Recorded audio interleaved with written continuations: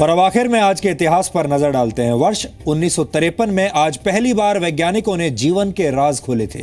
Britain की Cambridge university के दो वैज्ञानिकों जेम्स डी वॉटसन और फ्रांसिस क्रिक ने हमारे शरीर की कोशिकाओं में मौजूद डीएनए के बारे में एक लेख प्रकाशित किया था। इस लेख में पहली बार दुनिया के सामने वो सिद्धांत रखे गए जिनसे ये पता चला कि हर जीव में किसी न किसी रूप में जेनेटिक इंस्ट्रक्शंस यानी उत्पत्ति से संबंधित जानकारियां मौजूद होती हैं और ये जेनेटिक इंस्ट्रक्शंस एक पीढ़ी से दूसरी पीढ़ी में ट्रांसफर होते हैं यानी आगे बढ़ते हैं। इसी कड़ी में उन्होंने डीएनए का जिक्र भी किया था। ये ऐतिहासिक खोज जेनेटिक्स की दुनिया में बहुत महत्वपूर्ण साबित हुई और इसकी मदद से वैज्ञानिक आगे चलकर जेनेटिक कोड को भी समझ पाए। जिस तरह से शरीर के जेनेटिक कोड्स होते हैं उसी तरह खबरों के अंदर भी कुछ जटिल कोड्स होते हैं और खबरों को डिकोड करने के लिए ही हम खबरों का डीएनए हर रोज खबरों का डीएनए टेस्ट आपके लिए करते हैं। आज दो बड़े आविष्कार भी हुए थे। सौर ऊर्जा को बिजली में बदलने वाले पहले सिलिकॉन सोलर सेल को 1954 में आज ही के दिन लोगों के सामने रखा गया था।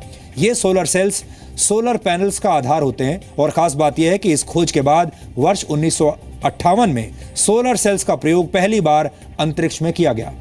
वैनगार्ड 1 सैटेलाइट में 6 सोलर सेल्स लगाए गए थे और इसी के साथ वैनगार्ड 1 दुनिया का पहला सोलर पावर्ड सैटेलाइट बन गया था।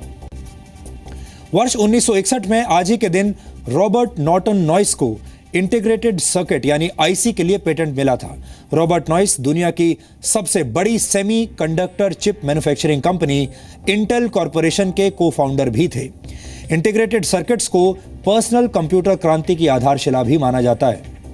1983 में आज एक जर्मन पत्रिका ने हिटलर की विवादित डायरियां पहली बार प्रकाशित की थी और माना जाता है कि 1932 से 1945 के बीच खुद हिटलर ने इन डायरीज में दूसरे विश्व युद्ध का पूरा विवरण लिखा था।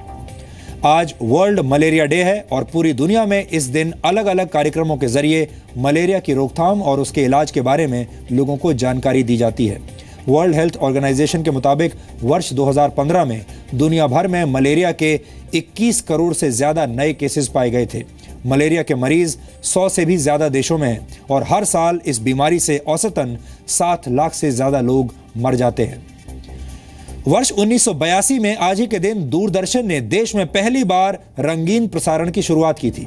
दूरदर्शन के रंगीन प्रसारण को शुरू करने के 6 महीने के अंदर भारत सरकार ने 50,000 टेलीविजन सेट्स विदेश से मंगवाए थे, यानी ये रंगीन टीवी सेट्स थे। हम लोग, बुनियाद, नुक्कड़, रामायण और महाभारत जैसे सीरियल्स ने दूरदर्शन की लोकप्रियता को बुलंदियों पर पहुंचा दिया था और वर्ष 1975 तक दूरदर्शन सिर्फ 7 शहरों तक सीमित था, लेकिन धीरे धीरे इसका दायरा बढ़ता चला गया और भारतीय शास्त्रीय संगीत के दिग्गज और अपनी ठुमरी से लाखों लोगों को दीवाना बनाने वाले बड़े गुलाम अली खान साहब का निधन आज ही के दिन वर्ष 1968 में हुआ था। गुलाम अली खान ने अपने दौर में मुगले आजम के 2 गानों के लिए 50,000 रुपए की फीस ली थी। ये वो दौर था जब लता मंगेशकर और मोहम्मद रफ़ी जैसे कलाकारों को एक गाने के लिए सिर्फ 500 रुपए मिलते थे। पटियाला घराने से ताल्लुक रखने वाले बड़े गुलाम अली खान को वर्ष 1962 में संगीत नाटक अकादमी अवार्ड और फिर पद्म भूषण से सम्मानित किया गया। तो डीएनए में आज इतना ही। अब आपसे हमारी मुलाकात होगी कल रात 9 बजे। तब तक आप खुश रहिए, सुरक्षित रहिए और देश का सिस्टम चलाने वालों पर यह दबाव हमेशा बनाइए कि वो कड़ी निंदा करने की बजाय कड़ी कार्रवाई करें। नमस्कार।